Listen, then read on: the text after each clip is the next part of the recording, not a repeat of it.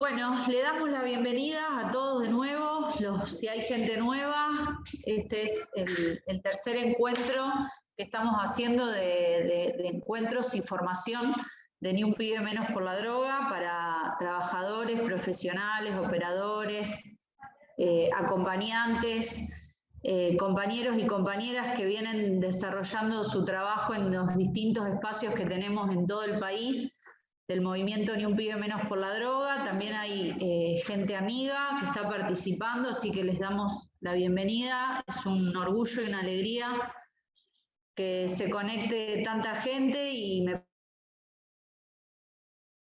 parece que, como venimos diciendo, demuestra la necesidad que tenemos de poder partir de las experiencias que venimos llevando adelante y poder integrarlo con la teoría para profundizar el trabajo que se viene llevando adelante. Hoy vamos a tener en este tercer encuentro a Eugenia Durso, que es una médica psiquiatra. Ella es de Bahía Blanca, trabaja en el espacio y en la casa de atención y acompañamiento que tenemos en la ciudad de Bahía Blanca. Y bueno, y vamos a escuchar de ella en relación a las sustancias psicoactivas y sus efectos en las personas, y me parece que también es importante el rol de la medicina en relación al trabajo y al problema de las adicciones, no solo en las consecuencias que eso tiene en la persona, sino bueno, cómo también la medicina nos genera, bueno, es una herramienta y un instrumento importante para tener en cuenta y conocer cómo es el abordaje en estos temas. Así que le vamos a dar la bienvenida a Eugenia para que pueda saludar y que cuando quiera arrancar pueda arrancar.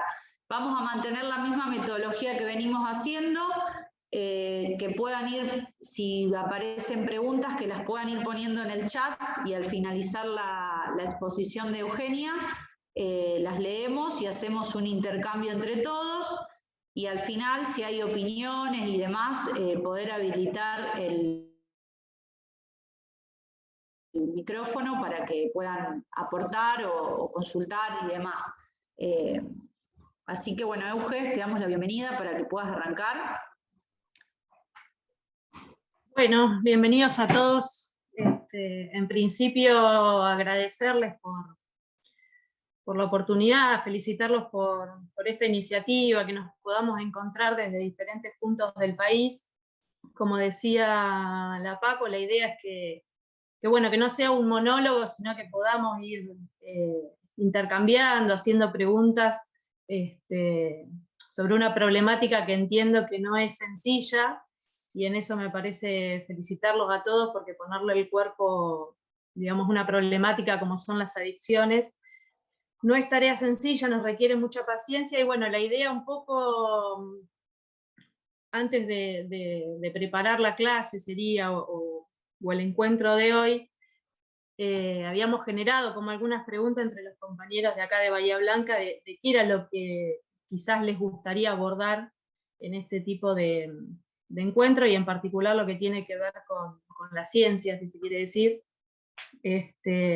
Y bueno, y un poco lo que surgía como la principal pregunta era el por qué, ¿no? ¿Por qué consumen y por qué no pueden dejar, a pesar de todas las consecuencias que les trae en su vida? Y bueno, un poco lo que preparamos hoy tiene que ver un poco con eso, no tanto específicamente con todos los mecanismos de acción de todas las drogas, sino lo que comparten en común y lo que hace que sea tan dificultoso poder abordar esta problemática. Así que bueno, voy a intentar compartir una clase que preparé. A ver si me avisan si se ve. No sé si se llega a ver.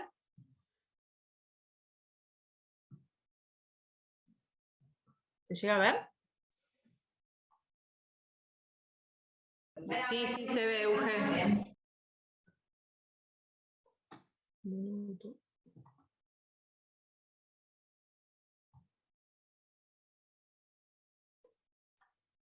Bueno, un poco las consecuencias sobre el organismo que producen las sustancias.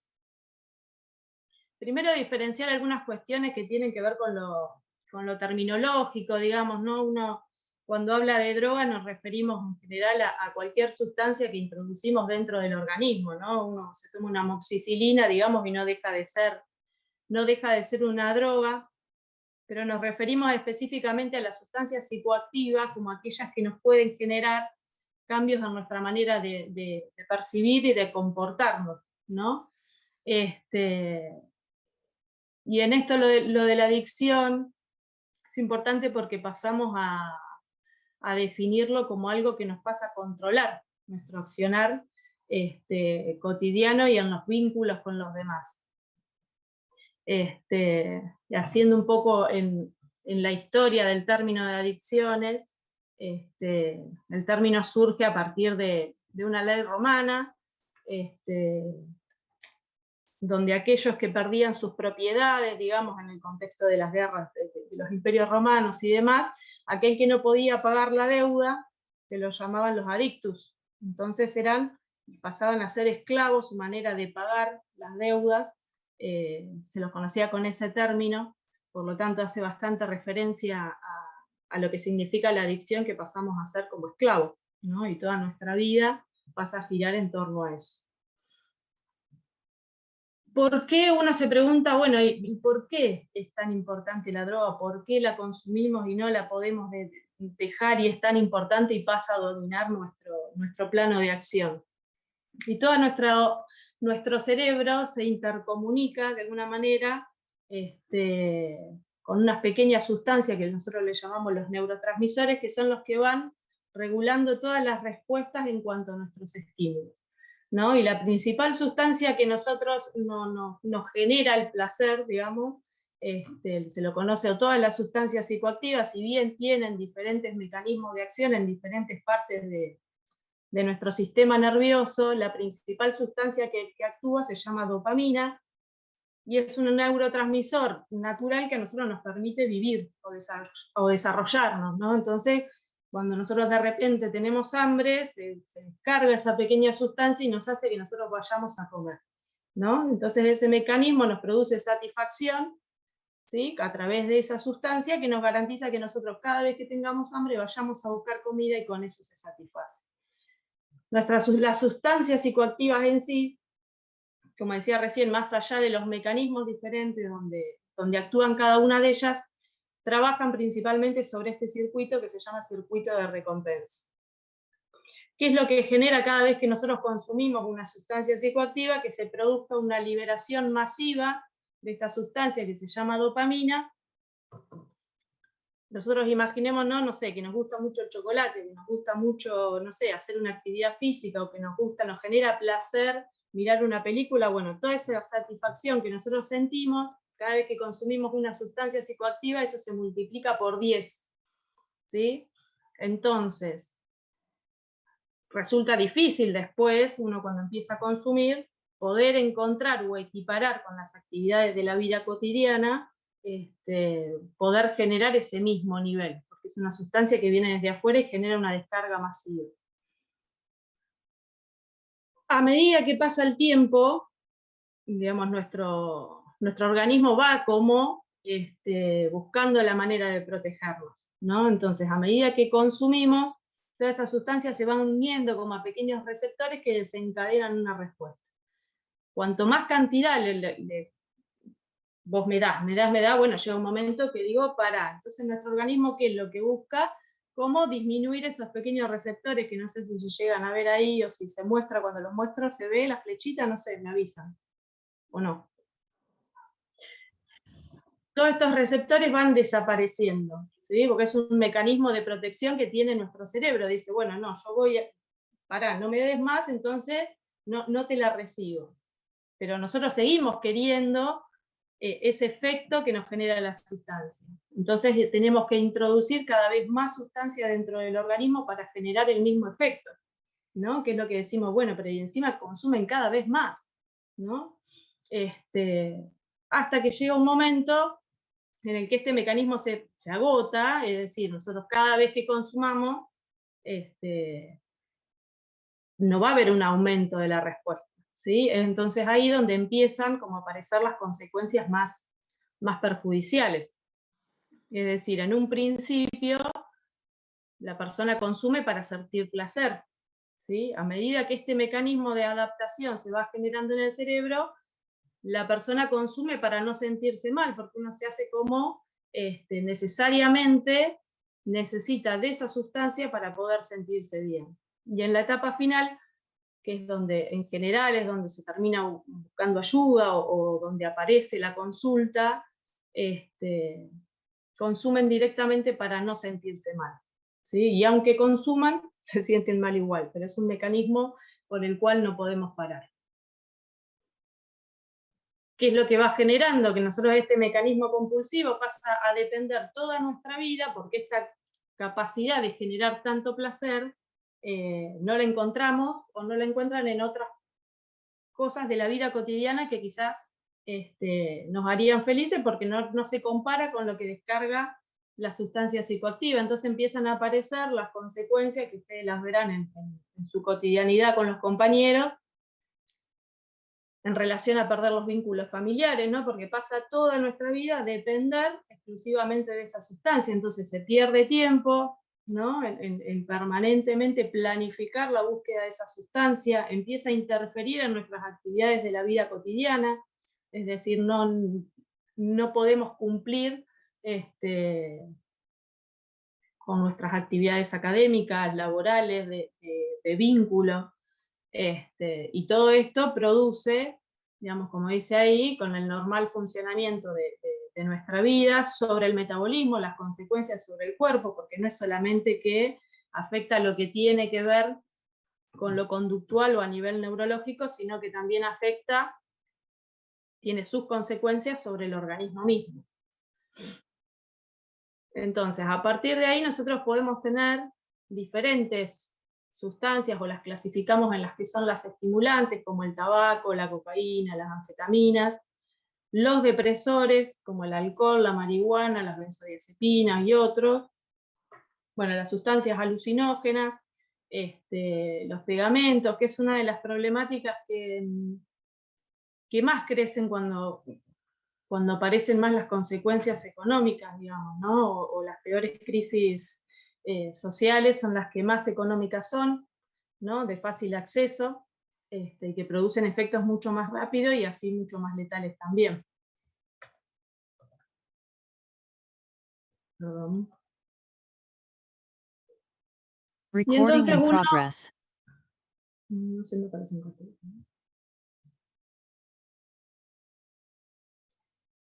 Entonces, cuando nosotros, teniendo en cuenta lo que mencionábamos recién, hay un gran debate en relación al consumo de las sustancias, que es decir, cuando nosotros hablamos de consumo, muchas veces nos dicen, bueno, yo consumo, pero no es tan problemático, ¿no? Porque no me genera alteraciones en mi conducta o en mis actividades cotidianas. Y bueno, un punto ahí, lo que decía un filósofo, es decir, bueno, ¿cuál es el límite que nos permite diferenciar entre agregar un grano de trigo a otro y que me lo define como un montón o no? Digamos, ¿no? Si tenemos en cuenta este mecanismo de acción que les mencionaba al principio, ¿cuándo uno puede decidir si el consumo de una sustancia va a ser perjudicial o no? ¿Cuándo voy a desarrollar una adicción o no? ¿Qué consecuencias voy a tener? ¿No? Porque se quiere, ¿no? Como meter esto, bueno, de la sustancia en sí, bueno, hay algunas que son más inofensivas, otras que son menos, ¿no? Y uno no puede predecir en qué puede llegar a terminar el probar con una sustancia. Algunas en específico, una de las principales sustancias consumidas que son del tipo psicoactivas tienen que ver con el tabaco, ¿no? Que uno dice, bueno, una sustancia legal, fuertemente involucrada en lo del mercado, ¿no? También. Es una de las sustancias más adictivas, ¿sí? Una vez que se inicia son de las más difíciles de dejar, y en cuanto a consecuencias en el organismo, bueno, la mayoría ya las debe conocer, pero bueno, principalmente actúa sobre las glándulas suprarrenales, que son las glándulas que a nosotros nos permiten descargar como energía que nos activa el cuerpo, ¿no? Y en eso, bueno, nos produce aumento de la frecuencia respiratoria, consecuencias a nivel de los vasos periféricos, disminuye la irrigación en todo nuestro organismo, a nivel cardíaco.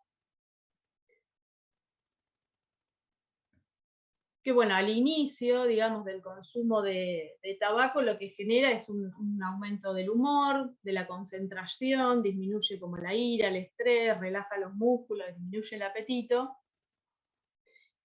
Y al ser una de las sustancias, más adictivas, también es de las más difíciles para dejar de consumir también. Que hay que bancarse todo esto, digamos, ¿no? El ánimo depresivo, el insomnio, la irritabilidad, la frustración, el aumento del apetito, de la ansiedad. Acá les dejé como un gráfico en general de todas las consecuencias que pueden tener sobre nuestro cuerpo. Aumenta el riesgo de cáncer, tanto de garganta como de boca, de pulmón. Produce diabetes, infartos cardíacos, inflamaciones crónicas, alteraciones en los huesos, en el sistema respiratorio, disminuye la fertilidad, asma, gripe, resfrío, alteraciones en los dientes, bueno, nada, todo eso.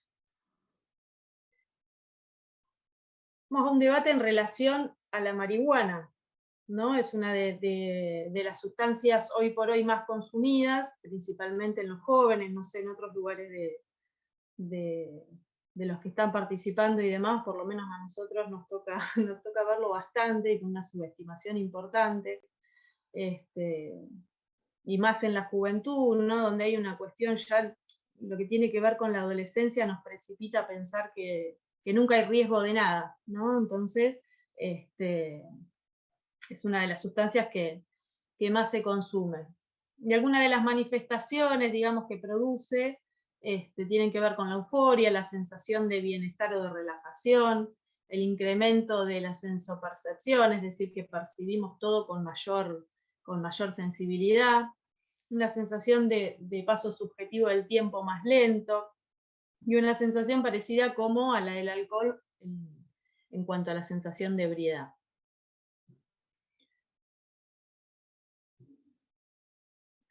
Perdón.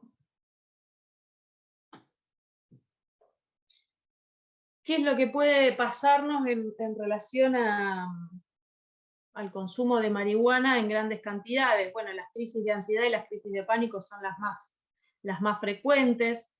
La ansiedad extrema, bueno, la taquicardia, la hipoglucemia, el nerviosismo, la sensación de muerte, que tiene que ver un poco con las crisis de ansiedad y las crisis de pánico.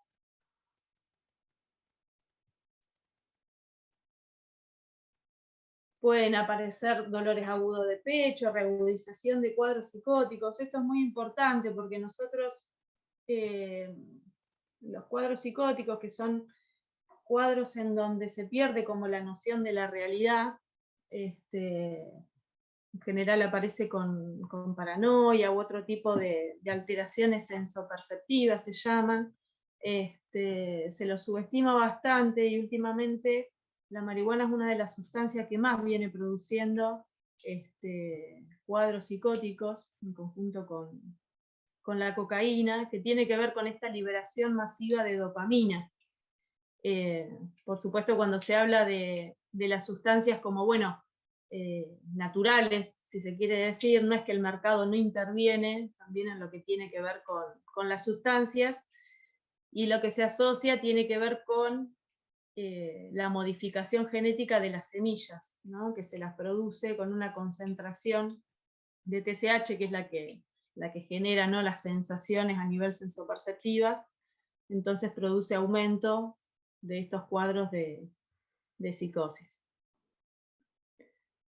Nada, algunas más de las manifestaciones: taquicardia, apetencia por los dulces, disminución de la presión intraocular, alteraciones de la memoria reciente, en fin, se los dejo ahí después para que lo puedan chusmear.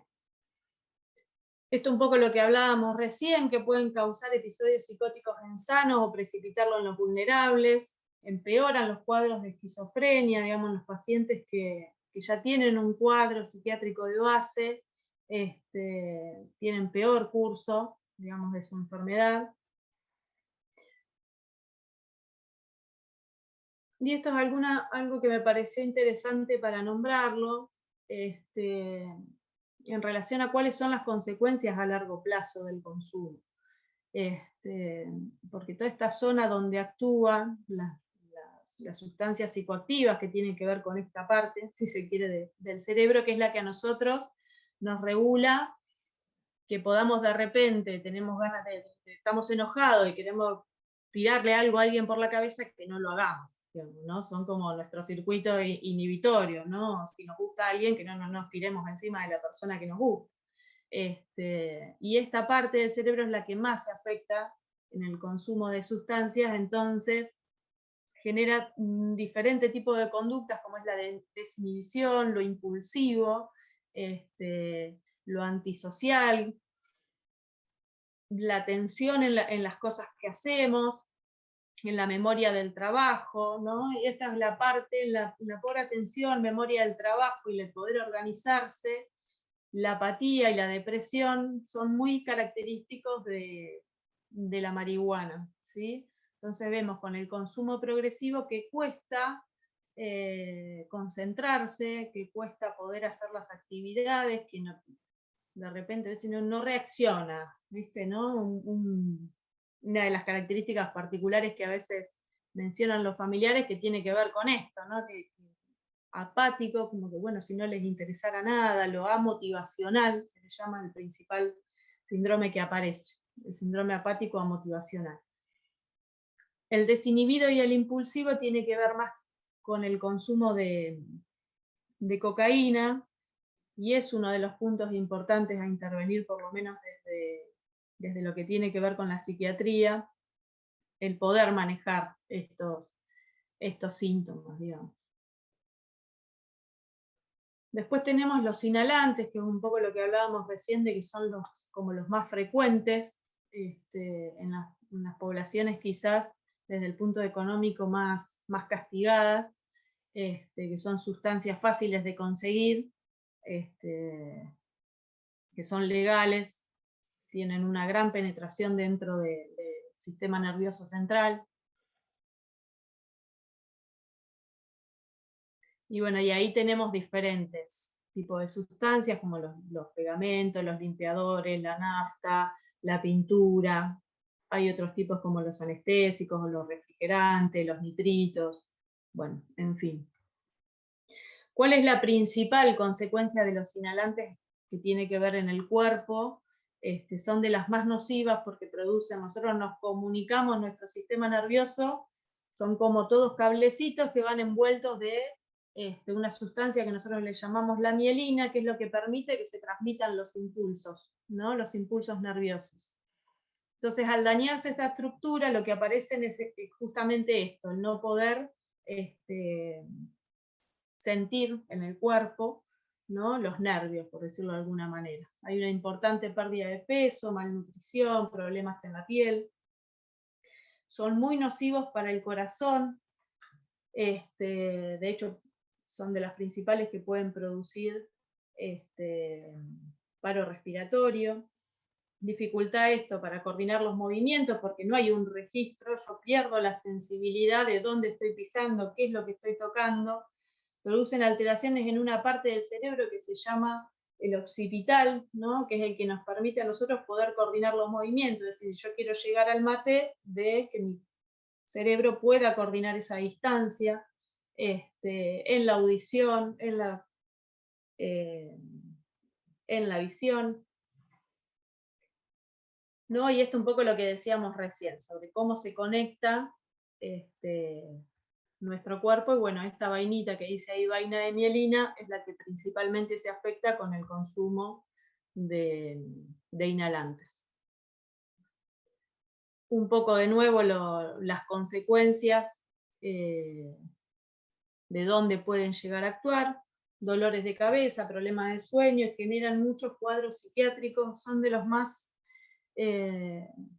dañinos y que tienen mucha posibilidad de ser irreversibles. El consumo de volátiles son de los que más producen alucinaciones. Por eso aumentan mucho el riesgo de suicidio también, porque en estas alteraciones sensoperceptivas que tienen, digamos, en estas alucinaciones, pueden llegar a vivir cuestiones más de tipo terroríficas y generar cuadros de suicidio, de ansiedad, de depresión.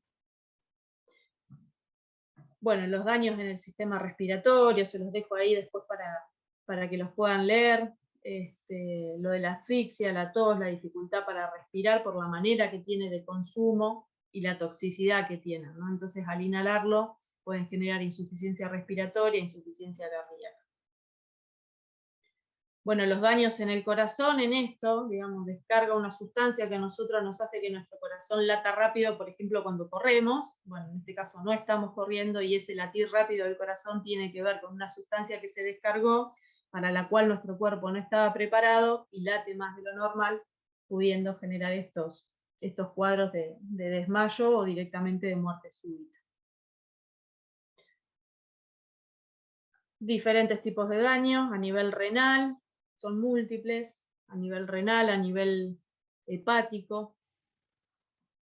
Los daños en la sangre producen un desplazamiento. Nosotros tenemos una molécula que se llama hemoglobina, que es la que nosotros concentra el oxígeno para que podamos llevarla a través de los vasos sanguíneos a todo nuestro cuerpo. ¿Qué es lo que producen los inhalantes? Lo desplazan y la corren por otra sustancia que no oxigena el cuerpo. Entonces nos encontramos con que de repente tenemos el cuerpo sin oxigenar con ese transportador. Otra de las sustancias más consumidas que tiene que ver con el tema del alcohol, socialmente muy aceptada y de consumo masivo, y volvemos a lo mismo. El hecho de consumir alcohol en pequeñas o grandes cantidades no nos previene de que podamos desarrollar una adicción en el futuro. Por lo tanto, también es un punto ver en qué tipo de políticas desarrollamos en cuanto al consumo de alcohol. Tenemos distintos tipos de bebidas, que son las fermentadas, como la cerveza, el vino y la sidra, o las que son fermentadas y destiladas, que son las de más concentración alcohólica tiene, que son como el vodka, el ron, el whisky y el tequila, que es una de las preguntas que por ahí uno cuando evalúa el tipo de consumo problemático de alcohol es, bueno, ¿qué tipo de bebida prefiere, ¿no?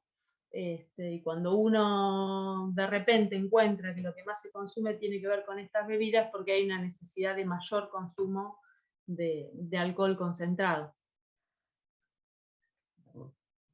Bueno, nada, tiene una rápida difusión, la velocidad de absorción tiene que ver con la temperatura de la bebida, la presencia de oxígeno, de dióxido de carbono y azúcares, la tasa de ingesta, ¿no? Y esto un poco en relación a lo del metabolismo, lo puse porque me parecía importante. Una parte de lo que se consume de alcohol se elimina por los riñones, el pulmón, el sudor, y el resto, todo el resto, si el 5 a 10% se metaboliza por acá, el resto se metaboliza por el hígado, o sea que es cerca del 90%. ¿Y por qué es importante? Porque va a ser la principal consecuencia a largo plazo. Una vez se lo subestima en relación al consumo de alcohol y las consecuencias, ¿no? Como si fuera la borrachera y nada más, sino el consumo a largo plazo, la principal consecuencia en el organismo tiene que ver con el hígado, y en eso todo lo demás, porque el hígado es el que a nosotros nos metaboliza, nos ayuda a procesar tanto medicamentos como lo que comemos diariamente. Es un órgano productor de vitaminas y de un montón de sustancias que nuestro cuerpo necesita. Y a medida que pasa el tiempo, ese daño que vamos generando en el hígado nos va a traer las consecuencias tanto a nivel metabólico sería, a nivel alimentario, ¿sí? Es decir, la persona que consume mucho alcohol va a tener déficits nutricionales que le van a generar alteraciones a nivel cerebral también. Bueno, algunas de las consecuencias, bueno, principalmente la cirrosis y la hepatitis, ¿sí? La ataxia y la neuropatía, ¿sí? Que son también manifestaciones que tienen que ver con la pérdida del equilibrio, la pérdida de la memoria, que en algunos casos es reversible y en algunos otros casos no.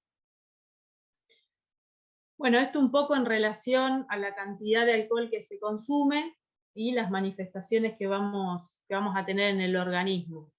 En un principio, el primer efecto que se provoca o que se busca es el de la excitación, ¿no? La desinhibición, el parecer más divertido, la desorganización conductual, pasando al estado de embriaguez, digamos, donde hay dificultades para hablar, para mantenernos en pie, la sensación vertiginosa con náuseas y vómitos, para llegar a la etapa final, que es el coma, donde la persona puede llegar a perder la conciencia, ¿no? Y todo lo demás, digamos, uno cuando llega a la última etapa puede haber broncoaspiración porque uno pierde registro del resto de su cuerpo. Acá un tema importante es el tema de la abstinencia, que son cuadros que merecen que nosotros los podamos, digamos, tener como en claro y considerarlo porque son cuadros que requieren atención médica, ¿sí? Y uno a veces, bueno, en su buena intención y por el estigma que portamos los psiquiatras, ¿no? Como, bueno, el último paso, ¿no? Somos como los cucos, pero son dos cuestiones, tanto el síndrome de abstinencia como el delirium, que pueden llegar a requerir una internación en terapias intensivas por los desórdenes dentro del organismo que produce. Las alucinosis alcohólicas son alucinosis que pueden aparecer en el contexto también de una abstinencia, ¿sí? Que en general particularmente tienen que ver con ver bichitos, ¿no? en las paredes que producen pesadillas terroríficas. Y las paranoias, que también son muy comunes del alcoholismo y principalmente ciclotípicas, ¿no? de la persona como inventar que la están engañando o cuestiones de ese estilo que pueden generar cuestiones de agresividad por estar fuera de su juicio. Un tema importante, no solo en el alcohol, acá por ahí está más planteado en lo que tiene que ver con el alcoholismo, pero bueno, después en todo caso cuando hagamos el intercambio, muchas veces cuando uno trata con pacientes con problemas de consumo de sustancias, es muy difícil por ahí identificar si tiene que ver solamente con un problema de consumo, si tiene que ver con algunas otras cuestiones. Por ejemplo, en el alcohol es muy, muy importante el tema de la depresión. Muchos pacientes con problemas de consumo problemático de alcohol, cuando uno los aborda de fondo, hay cuestiones que tienen que ver con los cuadros depresivos. Bueno, nada, demencias, trastornos anémicos, esto es lo que mencionábamos en relación al daño hepático, produce una vitamina en nuestro hígado que nos ayuda, digamos, a poder mantener lo que aprendemos, la amnesia, los nuevos conocimientos. Vamos a hablar un poquito de lo que tiene que ver con la cocaína, ¿no? Que produce una sensación de bienestar general, de euforia, de desinhibición, de mejora de la autoestima, saca la fatiga, ¿no? El cansancio es muy común en los grandes ritmos de producción.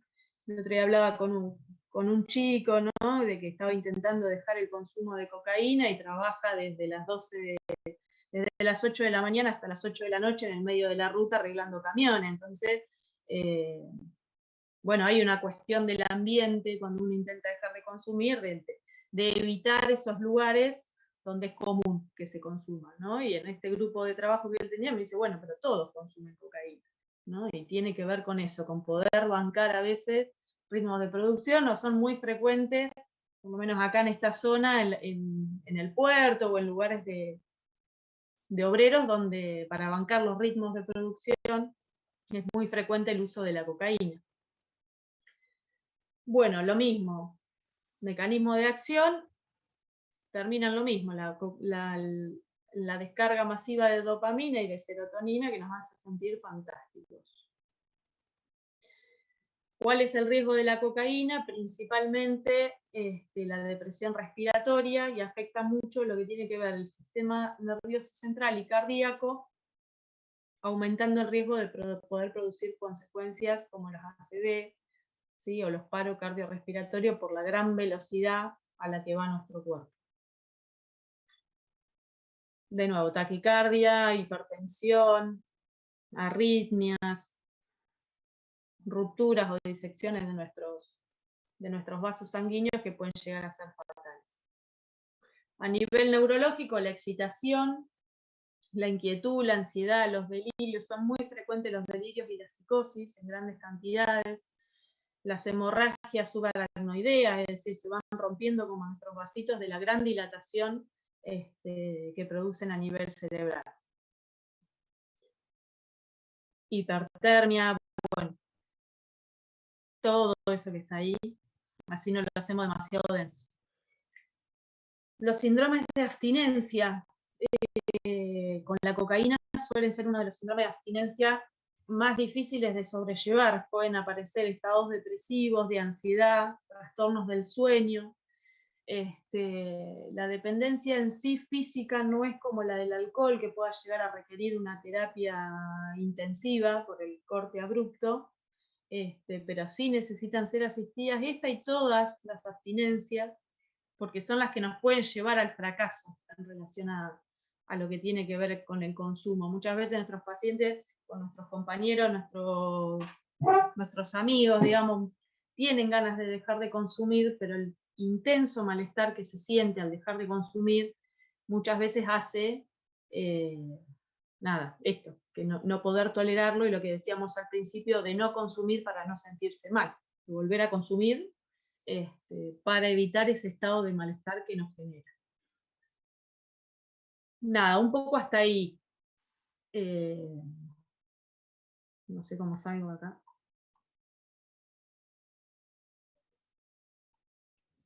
Euge, ahí preguntan si podés explicar un poco mejor lo del craving. Bien, voy. Para que estoy tratando de ubicarme de nuevo en la pantalla. ¿Se dejó de compartir ahí? No sé si se dejó de compartir. No. A ver, ahí lo vemos de acá también. Para. Ahí está.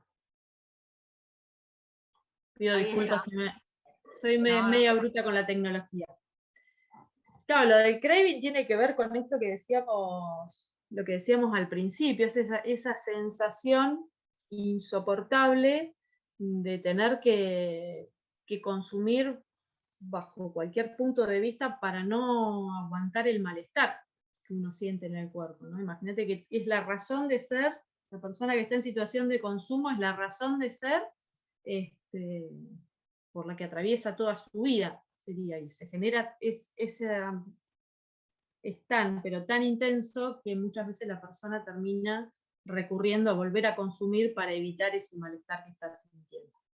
¿No? Y en todo esto me parece que lo importante, más allá de lo teórico y demás, lo de remarcar para nuestra práctica, o por lo menos de mi práctica en concreto en el ámbito hospitalario y demás, muchas veces genera cansancio en el personal de salud, que a veces no se llega a comprender con claridad en qué consiste todo este mecanismo, y termina generando como el rechazo del personal de salud, ¿no? Es como, bueno, no sé, los que han trabajado como en situaciones de violencia, bueno, pero vuelve a caer con las sustancias es medio parecido. Hay como una necesidad permanente de consumir para no sentirse mal. Entonces no tenemos otra que esperar y tener paciencia y acompañar en los momentos que sea necesario. Pero bueno, me parecía que era importante poder conocer por qué se genera eso. No es que la persona quiere volver a consumir porque sí, porque es un hijo de puta que no le importa nada, sino que hay una explicación y un mecanismo biológico para poder comprender cuál es la situación. Pero bueno, si quieren seguimos así medio haciendo preguntas y demás para que no quede tan monopolizado. Totalmente. Por ahora no han mandado preguntas, pero acá fuimos pensando algunas, o algunos disparadores como para aportar y ayudar. Después les recordamos que vamos a mandar el Power por mail a todos para que lo tengan al material, y si Euge quiere acercarnos también más a alguna bibliografía o datos que nos sirva para conocer más, también lo adjuntaremos y se lo mandamos. Pero pensábamos en relación a lo de la marihuana y el debate que hay ahora en relación a lo de la legalización de la marihuana, que está bastante en auge y salen en los distintos medios. ¿Por qué nosotros decimos, o vos, Euge, cómo lo pensás en relación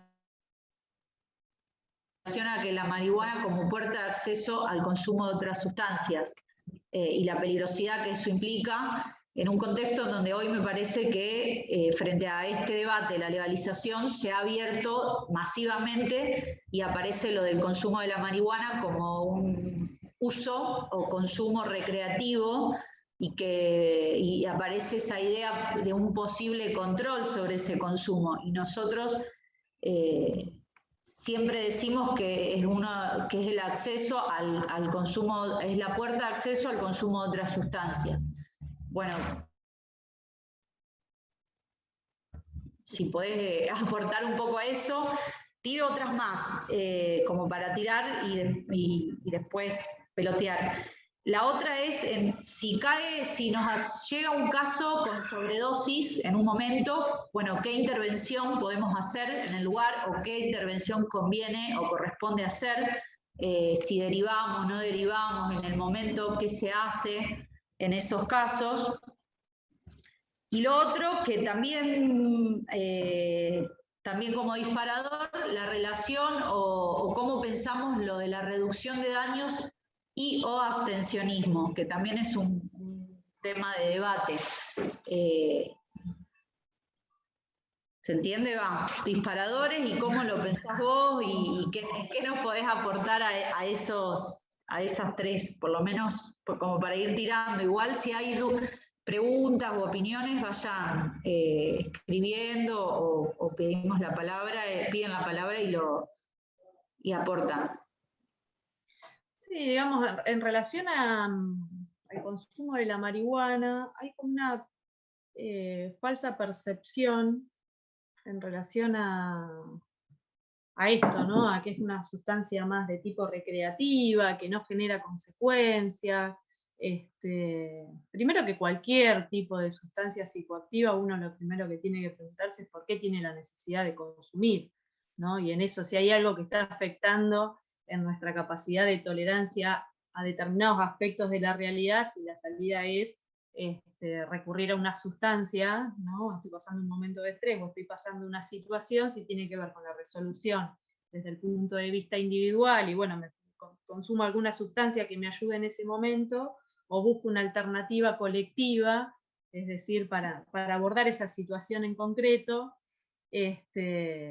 o bueno, elijo esta, ¿no? La de salirme de la realidad y no asumirla como tal y ver cómo la modifico. Y la complicación que se genera desde el punto de vista de lo que tiene que ver con el consumo de la marihuana es que es una sustancia que permanece mucho tiempo en el organismo. Entonces, no existe la posibilidad, como con otras, de que el usuario pueda registrar la abstinencia, porque la abstinencia se produce en general a las 3-4 semanas de haberse consumido. Entonces, en el plazo de 3 a 4 semanas, en general ya se volvió a generar un nuevo consumo, entonces no hay una percepción digamos, de lo que genera en el cuerpo, ¿no? El otro día un compañero decía, la puta madre, ¿cómo me está costando? ¿Viste? ¿No? Como una cosa que cuando uno se lo propone, decir, bueno, dejo de consumir marihuana, de cómo el cuerpo la pasa a extrañar, ¿no? Y en esto de una cosa que también es interesante, que no solamente nuestro organismo se acostumbra a la sensación de bienestar, sino también a lo social, ¿no? Entonces nosotros no podemos transitar determinados ámbitos o determinados lugares donde estuvo presente la sustancia porque también nos genera como un reforzador. Entonces, yo estaba habituado a consumir esa sustancia en el contexto de una juntada con, no sé, un asado, cada vez que yo vaya en el proceso de dejar de consumir. Pero bueno, me parece interesante, ya me estoy yendo por las ramas, pero me parece interesante en esto bueno, de la apertura, bueno, hasta dónde uno puede decir, bueno, se la doy a todo el mundo y si a alguno le pintó la psicosis, bueno, que es mala suerte, pero bueno, el resto sigamos, entonces queda como una cosa, me parece que lo que no está claro, lo que no se es incisivo es en relación a decir, no está bueno, digamos, ¿no? Es como, bueno, abro el tabaco, ¿no? Como pasó, y bueno, si te pintó ser adicto, qué mala suerte, pero bueno, como vemos alguno que lo manejamos, está todo bien. Entonces me parece que bueno, es un punto interesante en relación a tener en claro, o ser claro en el mensaje en relación a que no es una sustancia inofensiva y que genera consecuencias a largo plazo. No sé si alguno de ustedes tiene amigos de muchos años de consumo, por lo menos yo sí, que se han quedado como en una situación de no poder avanzar o de planificar a largo plazo o de poder resolver situaciones, ¿no? Entonces, a largo plazo tenemos consecuencias en torno a eso, el poder planificar, el poder conectarnos con la realidad. Después ya me olvidé de la segunda que me habías hecho. No sé qué era lo que me habías preguntado. La segunda era sobre cómo intervenir si llega un caso con sobredosis a alguno de los espacios. No, en el caso de sobredosis no es que nosotros, en eso ser claro que nosotros no, digamos, hay cuestiones que tienen que ser abordadas desde el punto de vista médico, sería. Si nosotros tenemos un caso de sobredosis, es necesario que nosotros podamos acompañar a ese compañero a que vaya a un hospital, ¿sí? Porque no tiene la misma intervención en relación, no sé, muchas veces, digo algo en relación a lo del alcohol, bueno, se agarra una borrachera, entonces lo meto abajo del agua fría, y nada, lo peor que puedes hacer con una persona que está en un estado de ebriedad, con pérdida de conciencia, es ponerlo en agua fría porque ya el cuerpo está en hipotermia y puede generar peores consecuencias. Entonces a veces uno trata de actuar desde las mejores intenciones, pero si hay un cuadro de sobredosis es importante que podamos recurrir a un espacio de salud donde se lo pueda abordar según el tipo de sustancia, de la manera en que se requiere. Digamos, no es lo mismo tratar una sobredosis de alcohol que tratar una sobredosis por cocaína, que tratar, ¿no? En general, lo principal que hay que hacer en relación al consumo de cocaína es un electrocardiograma por el riesgo de infarto. En relación al alcohol, lo que tiene que ver a nivel neurológico es la pérdida de conciencia. Bueno, entonces, si tenemos ese tipo de situaciones, no dudar, no hacernos los superhéroes, y sí concurrir y desde nuestro lugar acompañar en todo caso a los servicios de emergencia, que muchas veces las personas en situaciones de consumo ya han perdido, por estas características que mencionaba al principio, la contención familiar. Entonces ya está todo el mundo cansado, nadie lo acompaña, vive solo, está todo el mundo repodrido. Bueno, desde nuestro lugar, desde las casas de atención y acompañamiento, de poder asistirlo o acompañarlo a la institución de salud, pero tratar de no intervenir desde nuestra individualidad. ¿Sí?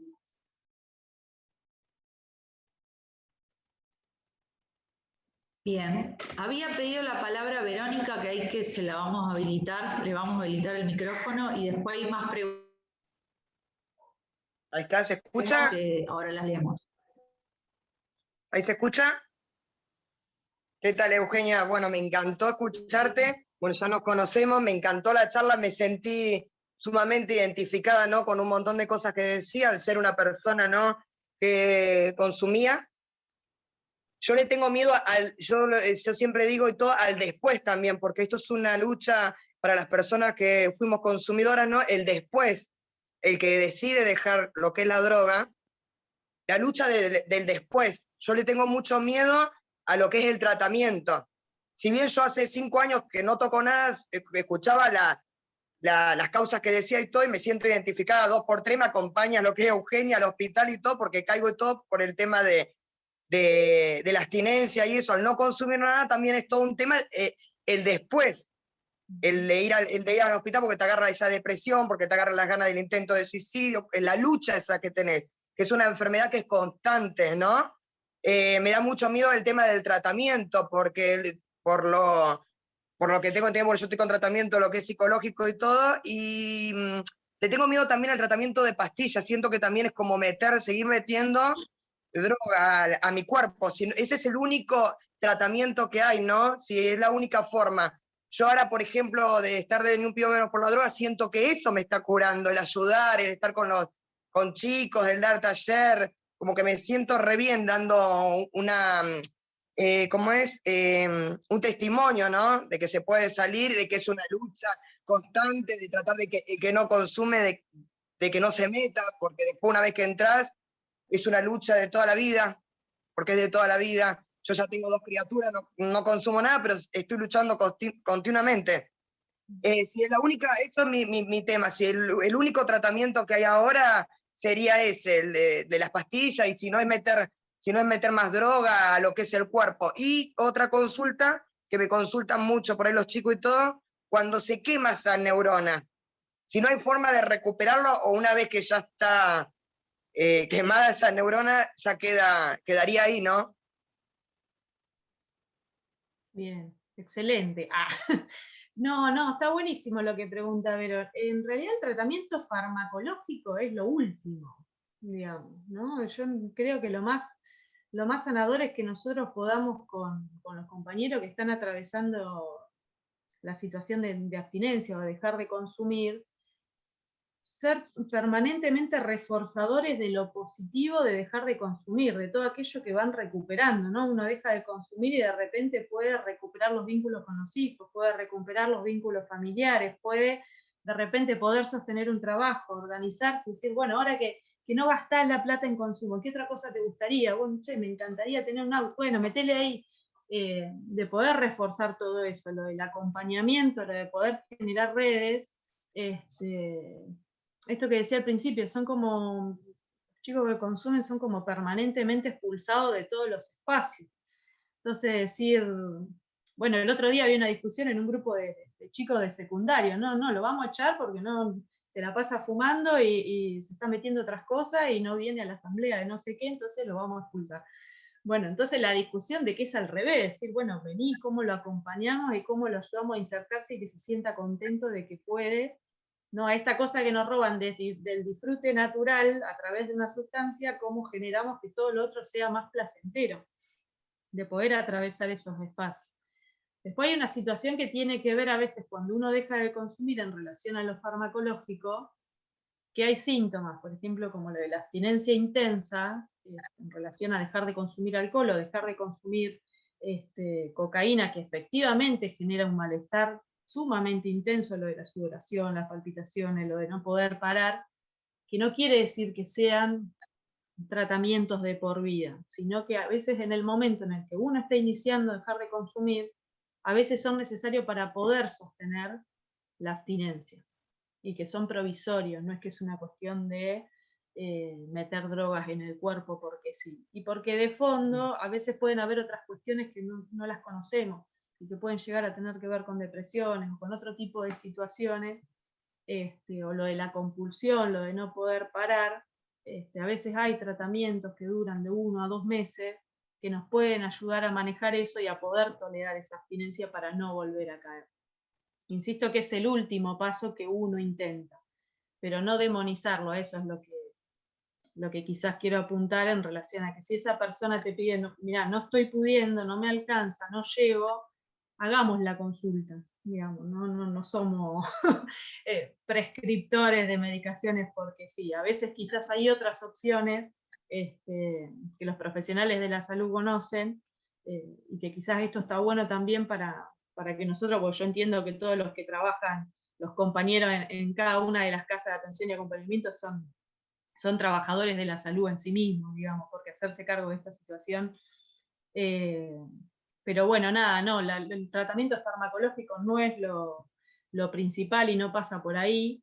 Y muchas veces los grupos de pares, digo, en esto de la discriminación o lo del tabú hacia los compañeros, esto que hace Vero de poder hablar y decir, bueno, mira, yo consumí, me pasó esto, aquello, de hecho es más sanador o más, ¿no? Yo la veo a ella que un montón de compañeros, ¿no? Cuando están en una situación que quieren dejar de consumir, de repente no se animan a decirlo con otros, pero van y la buscan, ¿no? Entonces ya conocen que, porque ya saben que ella ya lo pasó. Entonces van y la buscan a ella, y qué onda, vos cómo lo viviste, qué hiciste, y a veces pasa más por uno animarse a decir que estuvo en esa situación para que otro pueda animarse a hablar con un compañero, y saber qué onda, cómo fue que pudiste, que lo que pueda llegar a aportar un profesional. A veces un par puede ayudar más que un profesional, ¿no? Y en relación a lo que decía Vero de recuperar esas neuronas, sí se pueden recuperar en algún tipo de consumo, o en esto que hablábamos del Poxirran o de los inhalantes es más complejo, porque depende del daño que se produzca o del alcohol a largo plazo, algunas cosas que se pueden recuperar y otras no, pero sí se puede volver a recuperar esa capacidad neurológica en general un año y medio. Por lo tanto, vale la pena seguir. Bueno, gracias. Ahí está levantando la mano Gabriel Tirabazo, que también había preguntado por el chat, así que le habilitamos el micrófono para que haga la pregunta.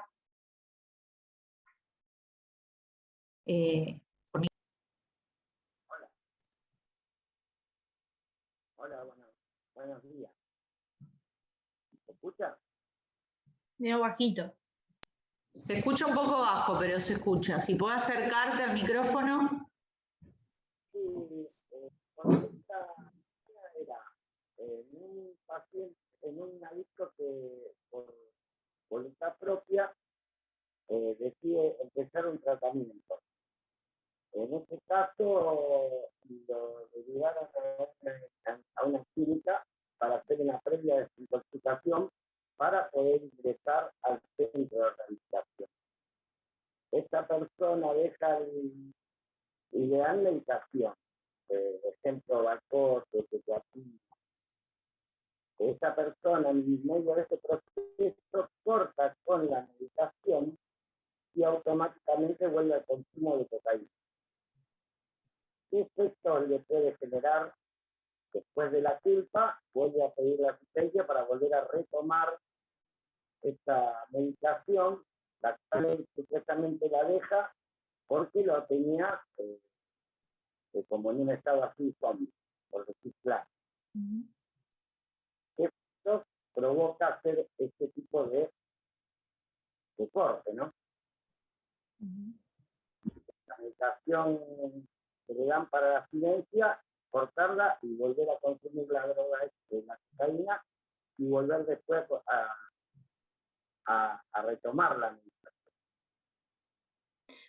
Sí, no, nada, es muy habitual, de hecho, por ahí iniciar un tratamiento y de repente abandonarlo, y después volver a reiniciarlo, no hay ningún tipo de dificultad, digamos, ¿no? O de riesgo.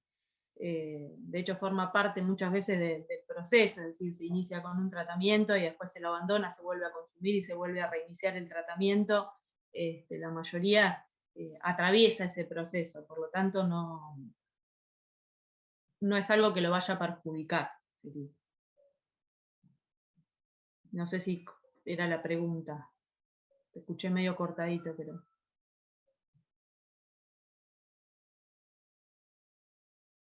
Bien. Clau pregunta, ¿cuáles son las combinaciones más comunes que hacen las personas que consumen? Por ejemplo, bueno, ¿y cómo podemos identificar esas combinaciones? Como por ejemplo la combinación de alcohol con clonazepam. O si hay otras, ¿cómo las identificamos? Sí, en general cuando se pasa un consumo ya más masivo, digamos, de pérdida de control, todas las combinaciones son factibles, pero son más comunes las combinaciones de cocaína y alcohol o la de clonazepam con el alcohol. ¿Cómo reconocerlas? Es una lotería sería, porque depende de los síntomas que le genera a la persona, Pero bueno, sí va a ser necesario poder abordarlo desde lo médico, sería, por las consecuencias que pueden llegar a tener. Imagínate que el alcohol es un depresivo del sistema nervioso y las benzodiazepinas o el clonazepam es otro depresor. Y en eso un punto también, que me parece importante, lo que mencionaba recién, porque muchas veces en las unidades sanitarias o las sanitas, a veces los pacientes van como manifestando esta ansiedad, como bueno, de haber dejado de consumir, y lo primero que se les indica es tomate un clonazepam. y bueno, y si eso no está prescrito o analizado según la situación de cada persona, puede llegar a ser perjudicial, porque son medicaciones que son adictivas. Entonces, en el tratamiento del consumo, es lo primero que se trata de evitar, salvo situaciones muy específicas como crisis de pánico, que no tenés otra alternativa. Pero siempre bajo control y seguimiento. Pero bueno, el alcohol, la cocaína y demás, la cocaína produce como este efecto, ¿no? de subida y de adrenalina, y a veces el alcohol es lo que se utiliza para poder bajar, porque llega un momento que ese estado de subida genera como intolerancia.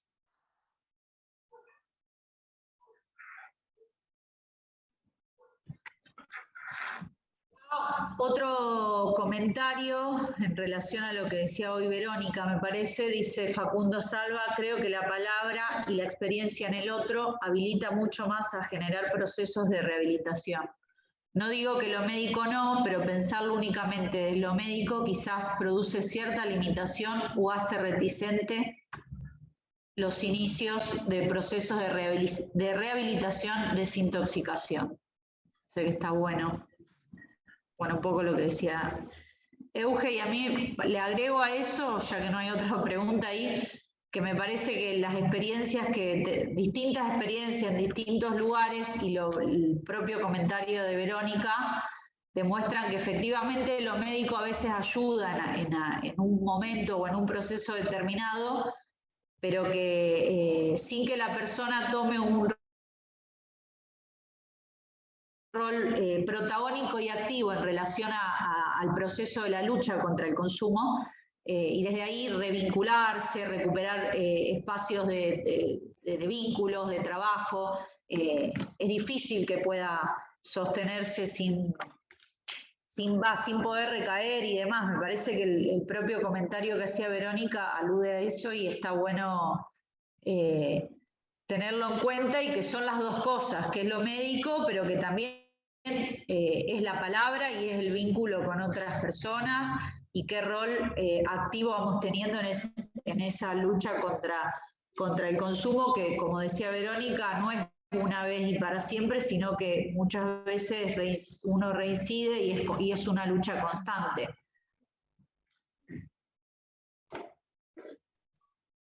No hay por ahora preguntas, no sé si alguien quiere preguntar o pedir la palabra, o Euge, agregar algo. No, lo que sí me parece una cosa, un dato nada más para aportar, más allá de la psiquiatría o no psiquiatría, sí está bueno poder acompañar a los chicos que están en situación de consumo, dejando de consumir, de todo esto que hablábamos, de las consecuencias físicas, de poder garantizar quizás la consulta con lo médico en relación al control de la salud. Digamos, ¿no? Esto de las enfermedades de transmisión sexual, las cuestiones que tienen que ver con la afectación en diferentes órganos del cuerpo, lo nutricional y demás, porque son cuestiones que al hacerse sentirse bien también son reforzadores positivos para dejar de consumir. El hecho de recuperar energía, de uno sentirse bien con el cuerpo. Nada, una acotación. Vamos.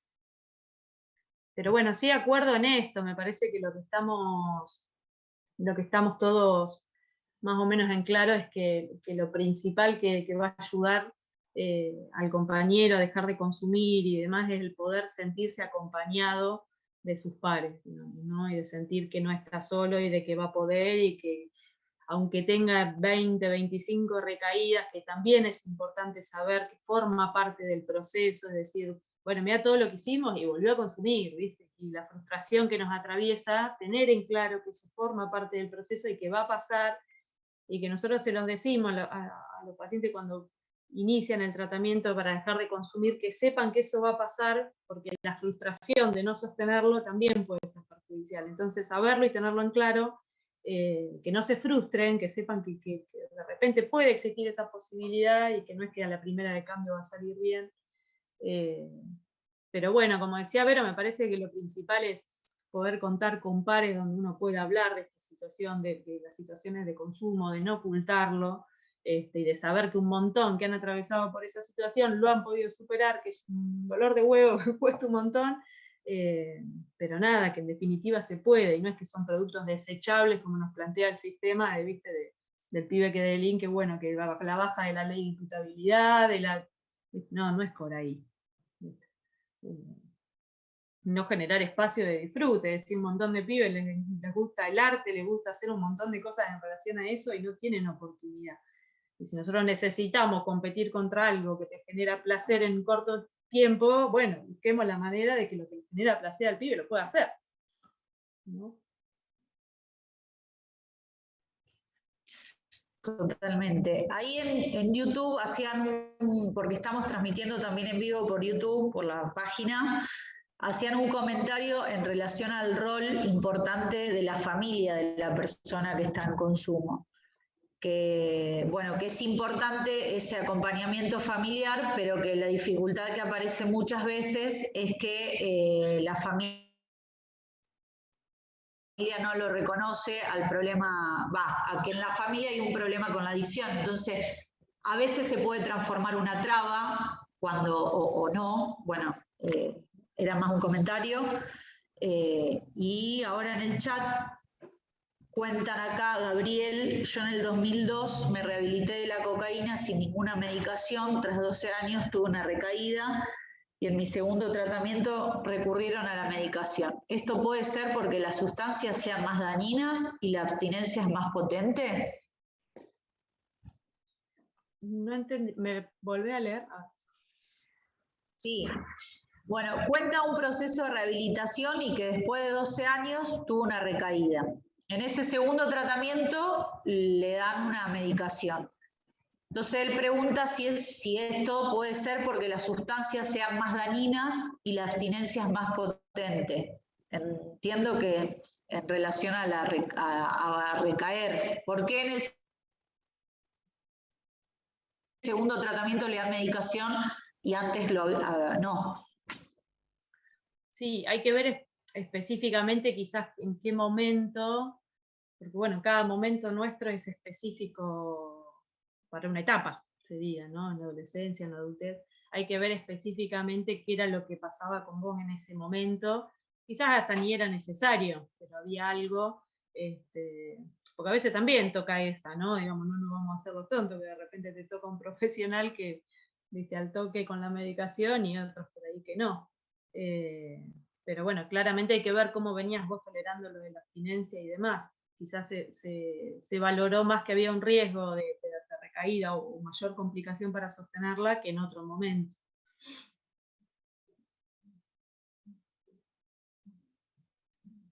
Bien. En relación a esto que hablamos recién, y me parece recordarles que el próximo encuentro, que es dentro de 15 días, que el tema es clínica de las drogodependencias y abordajes institucionales, que lo va a dar el psicólogo Emilio Mustafa, que lo vi que estaba conectado por ahí. Dentro de eso, nada, esto del proyecto de vida, bueno, una cantidad de cosas también que hacen al tratamiento en adicciones. Bueno, esto que veníamos hablando a raíz del comentario de Verónica, que también va a estar bueno para el próximo encuentro en función del tema a tratar. Por ahora no hay más preguntas.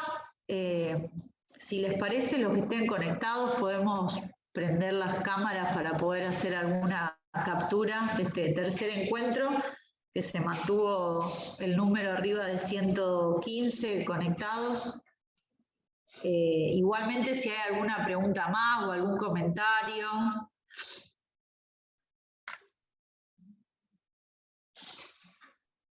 O algo para agregar, Euge. No, nada, estaba media nerviosa, así que espero haber podido podido cumplir con las No, expectativas del grupo. Estuvo buenísimo. Agradecerles de nuevo. Ayuda mucho porque, por lo menos, a materializar un poco algo que a veces es medio un fantasma, bueno, qué son las sustancias psicoactivas, cuáles son, y poder después facilitarles a todos ese power nos puede ayudar para tenerlo y poder volver a esa información cada vez que sea falta en cada uno de los lugares. Y un poco amigarnos de los términos médicos y de la idea del médico, porque a veces, o del psiquiatra, es más medio un fantasma, pero claro, y en relación... No somos tan malos, no somos tan malos. Está bueno que nos amiguemos, que pensemos cómo es el trabajo integral, a qué hace a esto, que no es o una cosa o la otra, sino que justamente tener una mirada integral tiene que ver con tener en cuenta todos los aspectos alrededor de los efectos del consumo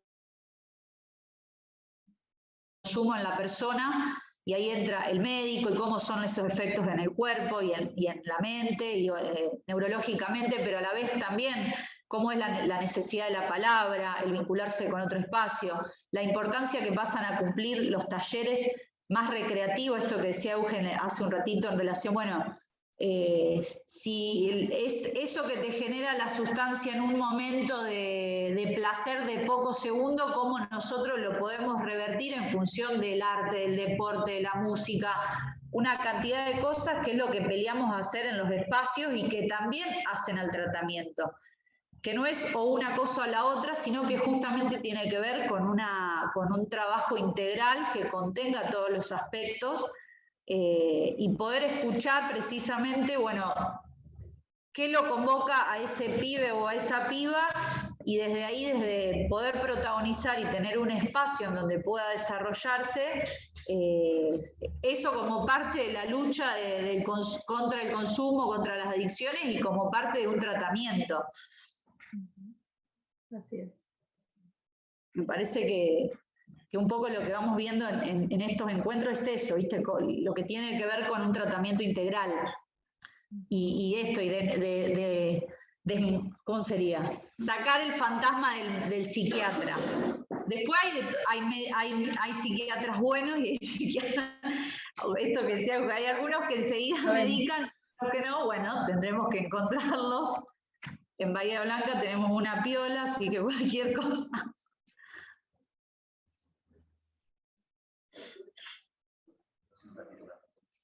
Bueno, ¿pusiste? Estamos sacando ahí la captura para después poder compartirla.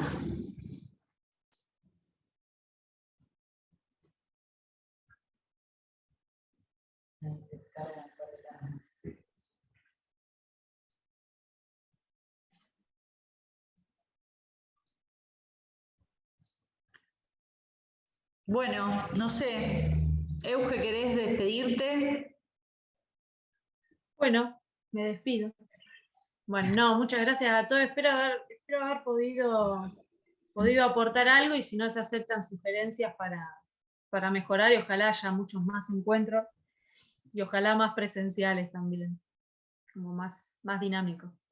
Así que bueno, espero haber podido cumplir con las expectativas para lo que se me convocó, y si no, les pido disculpas. No, estuvo buenísimo. Nosotros te agradecemos a vos por los aportes. Y bueno, los invitamos, les agradecemos a todos y todas por participar del tercer encuentro, y les invitamos al próximo, que es en 15 días, que como dije recién, nos va a estar acompañando Emilio Mustafa con el tema que es Clínica de las Drogadependencias, abordajes institucionales. Después le mandamos la grabación y los materiales que podamos adjuntar y anexar para que les quede a todos. Y bueno, gracias por estar. Nos vemos en 15 días a las 10. Perfecto. Chau a todos. Un abrazo a todos.